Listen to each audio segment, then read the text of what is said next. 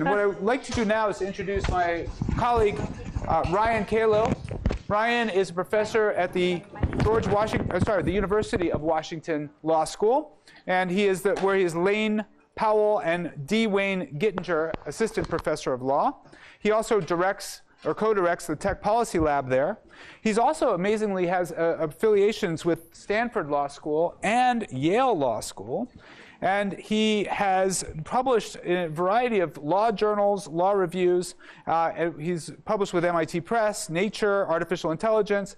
He's frequently heard on NPR, and he's quoted in the New York Times, Wall Street Journal. He has testified before the United States Senate and the German Parliament. He's organized events for the National Science Foundation and the Academy of Sciences and the White House.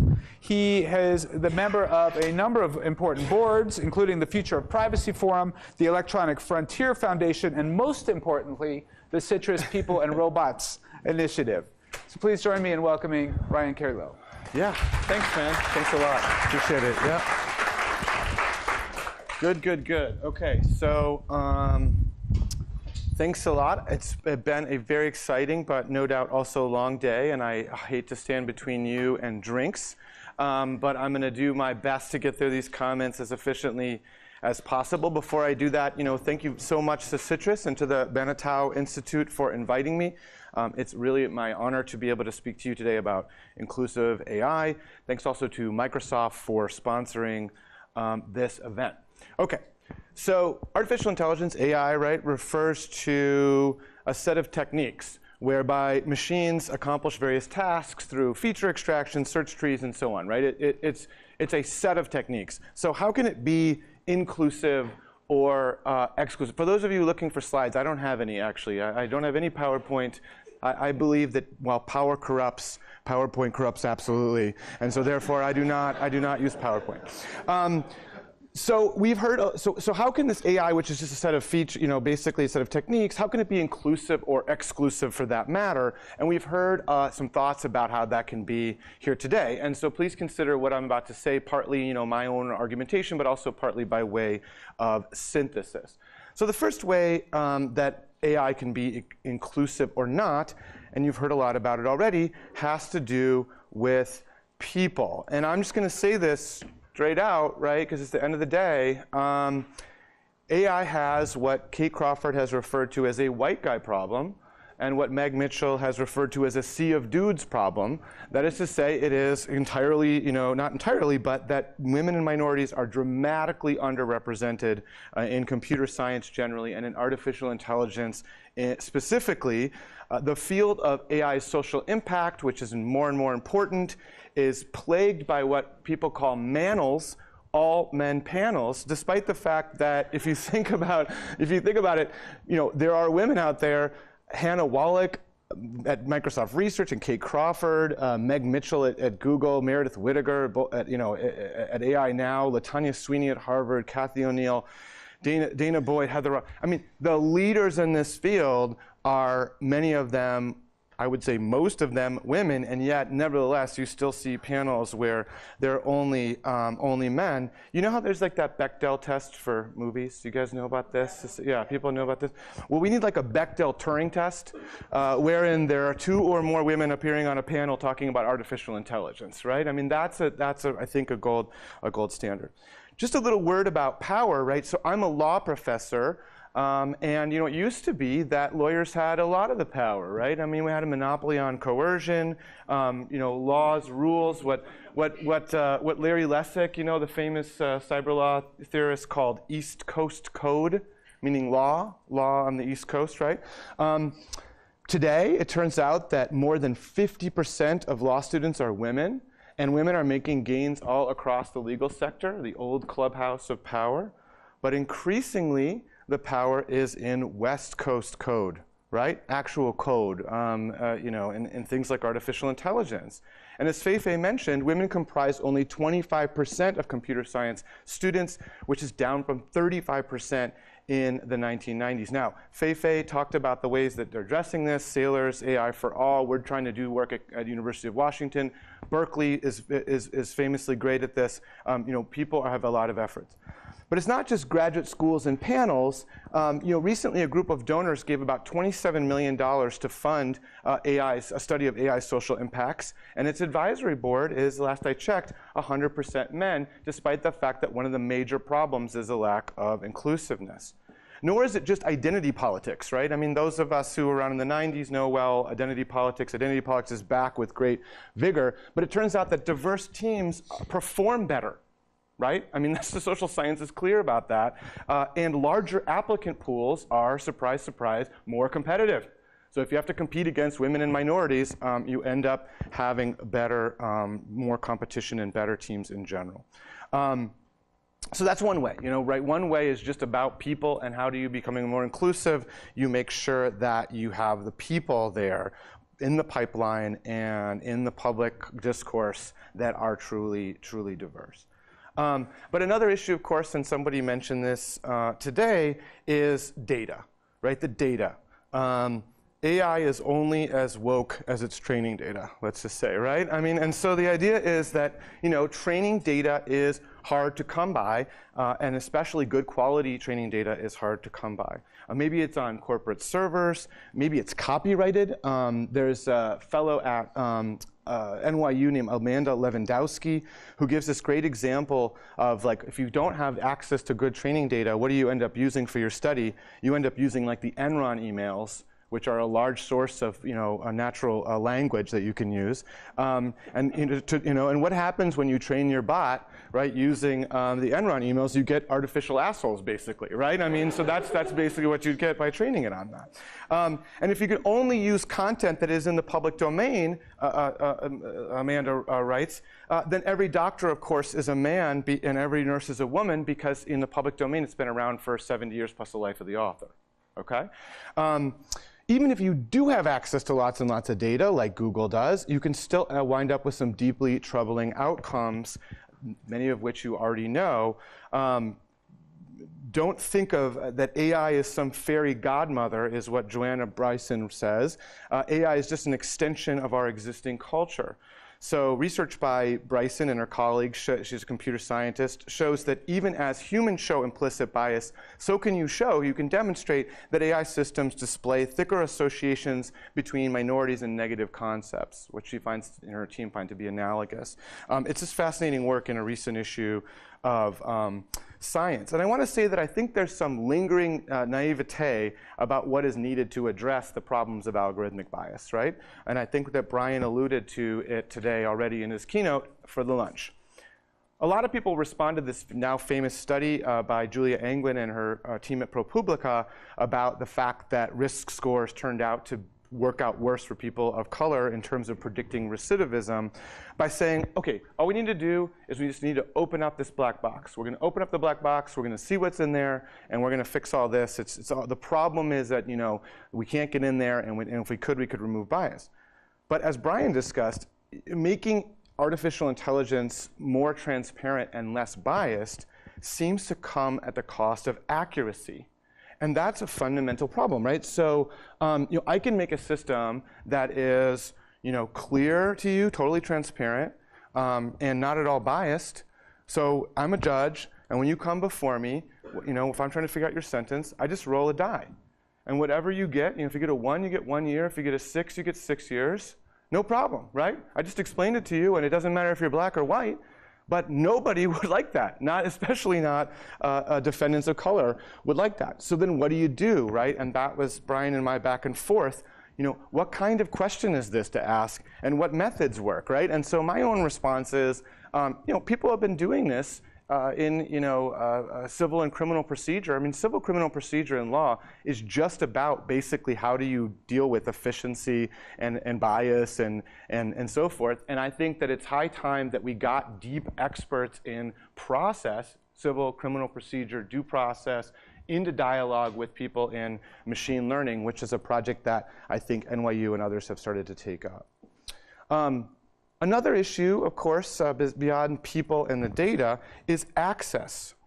So I'm a firm believer that AI has this potential to improve access to healthcare and education and other resources. There was this article in Nature this year that documented how artificial intelligence was performing better than a trained dermatologist in diagnosing skin cancer.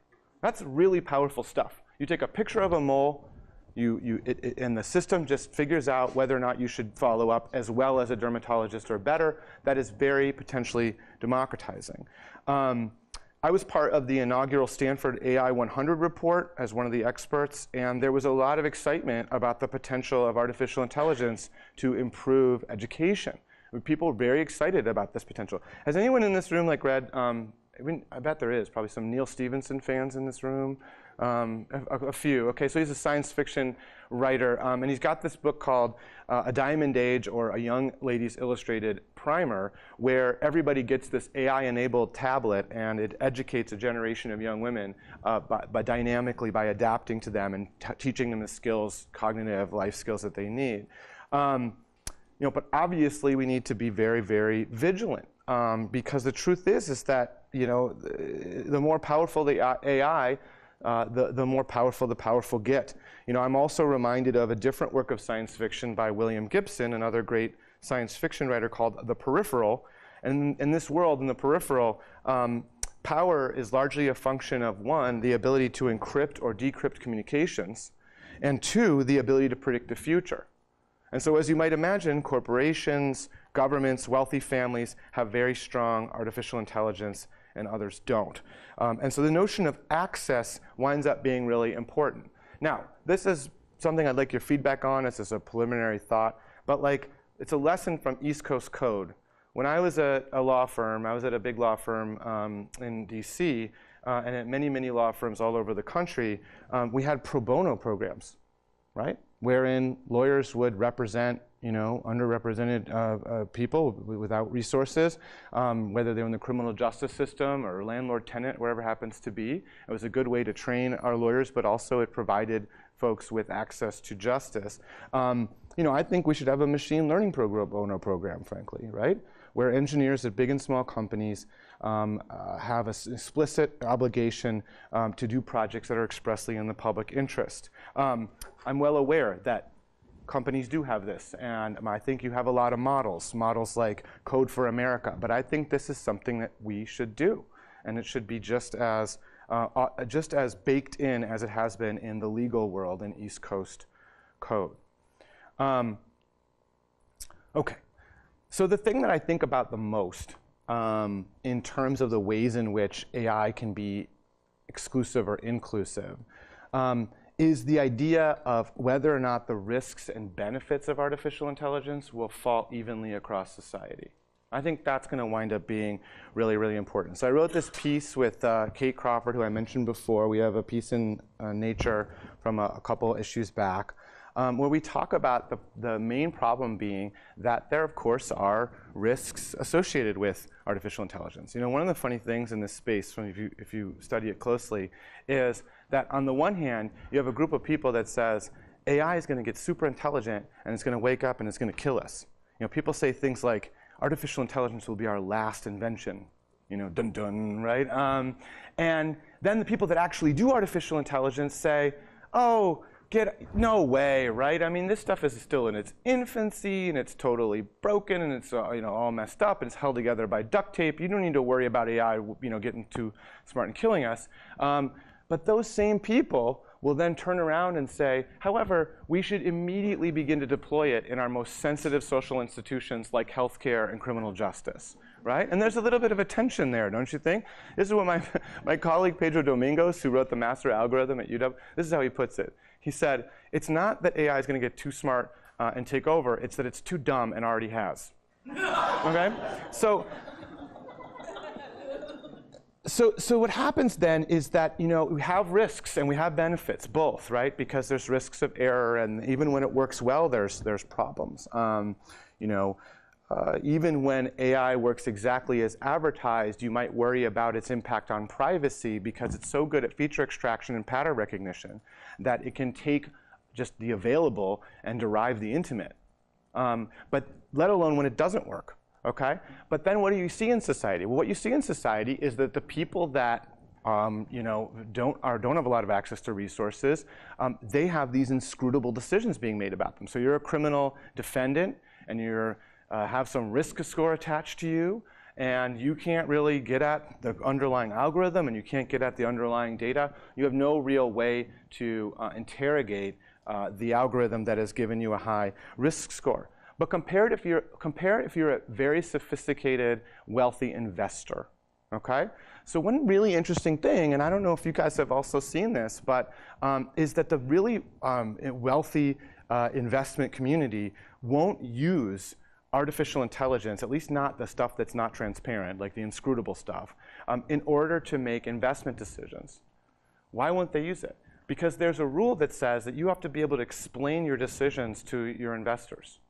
So they will use machine learning to make predictions and to make good ideas, but they won't actually invest in the way that the machine suggests unless they can reverse engineer the reasons behind that, because they have to explain it. So you're a criminal defendant in front of a judge, suddenly you have some risks or you have no control over, or you're getting stopped by a police officer because some heat map said that it was going to be a crime sometime in the next month at a 60% chance, right? But you're a wealthy investor and you get the benefit of explainability.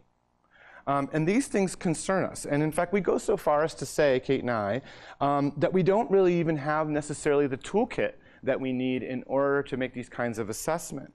We talk about essentially 3 ways of thinking about the social impacts of artificial intelligence.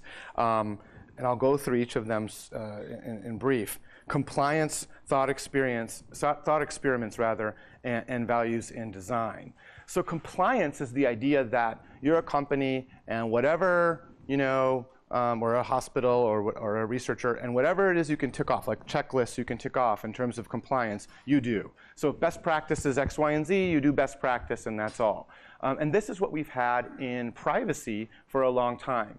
And so that is, of course, a danger, which is the idea that you would just do the bare minimum or at least just tick off things in order to be compliant. And that doesn't get you where you need to go, and it hasn't worked for privacy. I don't think it will work for AI. The other is thought experiments. One of the tools that we seem to have in order to think through social impacts is thought experiments like the trolley problem, right? I was so gratified, Ken, let me just tell you that the trolley problem did not come up until I mentioned it at the very last talk of this conference. But for those of you who are not aware, this is the idea that a driverless car is going to have to choose between different kinds of people. Is it going to kill, it's going to get itself into a situation where it's going to either have to kill this person or that person, and the people who make the driverless car are going to have to program that in advance, and that's really difficult, right? So this is something that's supposed to motivate our reasoning about artificial intelligence. Setting aside the fact that you'd have to imagine a driverless car that is so stupid and so bad at driving that it gets itself into a crazy situation, right, that it has to kill one person or another person, but at the same time, so smart that in the moment, it can make a calculation about whose life is more valuable. You know what I mean? Like, that's not likely, right? And so, but anyway, that has been sort of a way of reasoning about the world that Kate and I posit is relatively limited. And then finally, I think a lot more promising and should be used a lot more is the notion of values in design or value-sensitive design. This is folks like Helen Nissenbaum at NYU and my colleague Batya Friedman at University of Washington. And this is a rigorous methodological way by which to design systems to reflect human values. But even value-sensitive design, which is really good at raising different stakeholder values and deploying them, even value-sensitive design assumes that the actual system will be designed. That is to say that it's a good idea to do this in the first place, and here's the most sensitive way to do it. So for example, value-sensitive design might tell you what the best way is to do predictive policing in Chicago, and it might help you surface values you might need to reflect by talking to the community. But it doesn't tell you whether or not you should do predictive policing in Chicago, or whether or not you should turn artificial intelligence inward, as they've begun to do, and actually figure out who your problem officers might be. So what we ended up arguing for is a kind of social systems approach. And you can read more about it in the actual article, but the idea then is basically to approach the space by thinking not just about is this thing going to get designed, but where it should be deployed, and again, whether or not the risks and benefits are following evenly across the population. Okay, so I still think that there's great reason for hope here. One of the things to think about in artificial intelligence, and a reminder, I think, for us all, is the idea that what we're talking about is not necessarily terribly new. I mean, the algorithms that we're talking about, the techniques that we're talking about, have been around for a long time, right? At least since the 1950s, and if not in a few decades later. And over time, there have been numerous panics about this stuff, right? There have been numerous times when people have been very concerned about the impact of artificial intelligence and robotics on society. This has happened sort of again and again. And so, one question we might ask ourselves is, what is different today? Why is it that we're so concerned, right? So the reason that artificial intelligence is so powerful today is not because the techniques are new, but rather because suddenly we have access to so much more data and we have access to much more computational power. But again, we're raising the same kinds of issues that we raised, say, in the 60s or the 70s. And one of the reasons I think that it is different has been the maturity of the policy response. I mean, I've been involved with many efforts, including the Obama White House workshop series. Last year, I think it was Senator Ted Cruz had this incredible moment where he was able to say that this is the first hearing in Congress devoted exclusively to artificial intelligence, right? And that's, I think, a really big deal. Other countries are going even further. Europe has put together an entire committee to look at robotics and its impact on society. There's a Japanese ministry that has spun up a robotics and artificial intelligence commission, right?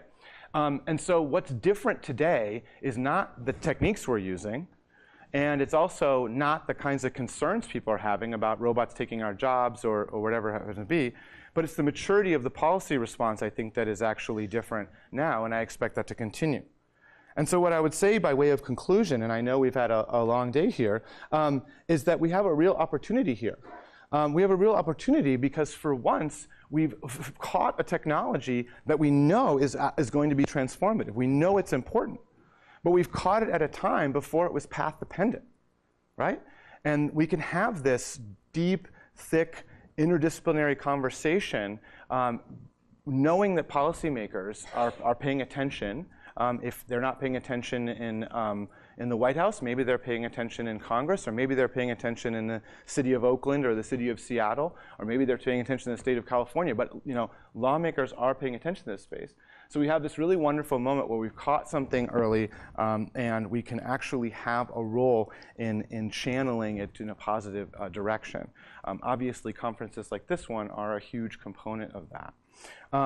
So I think we're going to have inclusive artificial intelligence. I really do. So notwithstanding my cynicism about some of this stuff, I think we know what the problems are, and we're going to make serious traction on them. With that, I am happy to take questions or just let you get beers, but whatever you think, it makes a lot of sense. Thank you very much.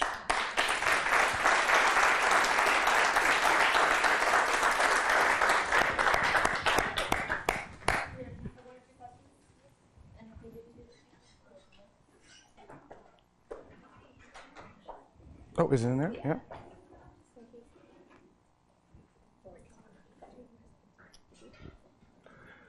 Any questions from anybody? Over here? Here, actually, let me run over there. Here, we're recording, and I want everyone to hear your question. I don't know if you've had a chance to view the movie Brazil again recently. Of course, yeah. But I thought it was quite funny when it came out in a very dark humor way, and it seems to have gotten more and more frightening in terms of just a mistake that was made and to correct it. And anybody who's tried to correct a bill or deal with the phone company or PG&E or whoever sees how hard it is to get inside that system and to make a change to your own account. I'm just wondering if there's any way, I mean, certainly AI is with us, But if there's any way that we can guard against or protect, and certainly transparency in any way, so that we don't have a society like that, which in some aspects our society is beginning to resemble the one in the movie. Yeah. Thank you. Yeah, so what I would recommend is another sort of early pioneer of the space of thinking about artificial decision making, which is Danielle Keats-Citron. And she's got this paper from now years ago, 2008, I want to say, that's called Technological Due Process. And what Danielle shows is precisely what you're alluding to. The idea that all kinds of agencies, especially state agencies, will have these, they're not necessarily artificial intelligence, but these sort of decision matrices, these algorithms, these processes that will then spit out a result that will be automatically complied with and wind up affecting people's lives. So folks are like thrown off of disability. Because some algorithm crunches a bunch of things and identifies them as a candidate. And then the process of getting back from that, first of all, it just sort of feels arbitrary, is very difficult because you can't get access to all the different things, right?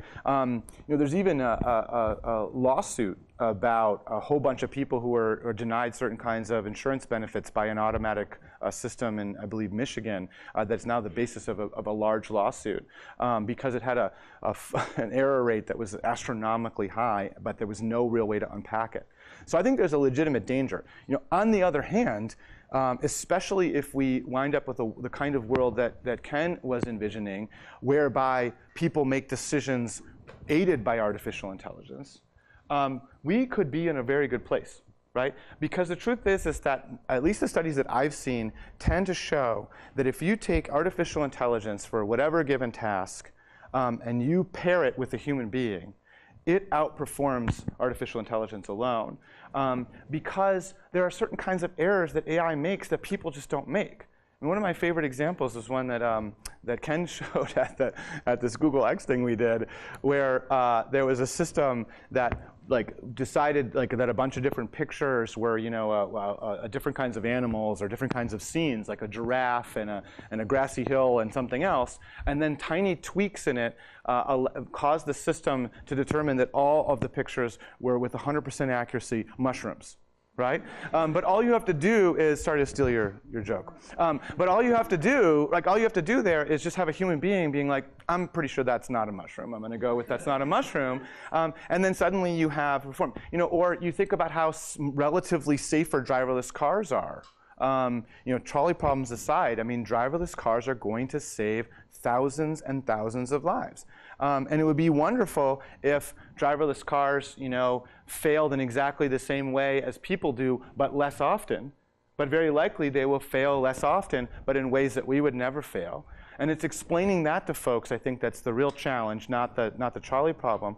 And we have already seen evidence of that. We've seen evidence that of the form of the Tesla autopilot crash, wherein somebody was, I don't know, they were watching Fantastic Beasts and Where to Find Them, and they basically, the system failed to detect a white van against a light sky and ran into the back of it. And that's not something that I would do, right? I mean, if I were paying, I could see the fact that there's a white van there. I wouldn't get confused in that way, even though the statistics of our own National Highway Transportation Safety Administration said that overall, autopilot results in fewer accidents than do human drivers. By the way, just as an aside, safety is so important here. We haven't talked about it because we're talking about inclusion, we're talking about cities. But safety is phenomenally important, and the gains for safety are worth sort of thinking through what other things we might want to give up. Anyway, I love Brazil. I think it's a phenomenal movie and only gets more relevant over time. Any other questions about that? Yeah. I've been interested in a commission that Senator McCain established last year. President Obama signed into law. It's to look at the Selected Cities program and manpower needs for the country. Interesting. And my question for this AI conference is, can AI, as you point out, assist the commission members in gathering all that data and transmitting it to the players and the human intelligence in our society, in that interactive role? Yeah, I mean, I really think that artificial intelligence can help us make wiser decisions of all different kinds, right? Including in this space. I think that with respect to the labor debate, which being a law professor, I'm not as well versed in. But I think that we need access to better data. I mean, I think that the truth is that we have some projections that are based on the data that we have available, but it wasn't necessarily data that we asked with certain kinds of concerns in mind, and that now we have to start to gather data specifically that we need to answer the kinds of questions we know we have, right? So I'm hopeful for the future. I don't know whether AI will be helpful to this particular commission in the short run, but in the long run, I do think actually it will be beneficial, absolutely. And I also think that, frankly, if we're going to remain competitive globally, we're going to need artificial intelligence and robotics to make every American worker productive enough that we're able to compete with places that don't have the same kind of labor laws and can pay people a lot less money. Other questions? No, you guys want drinks, I bet. Join me in All right, thank you. thanking Professor Calo. Thanks very much.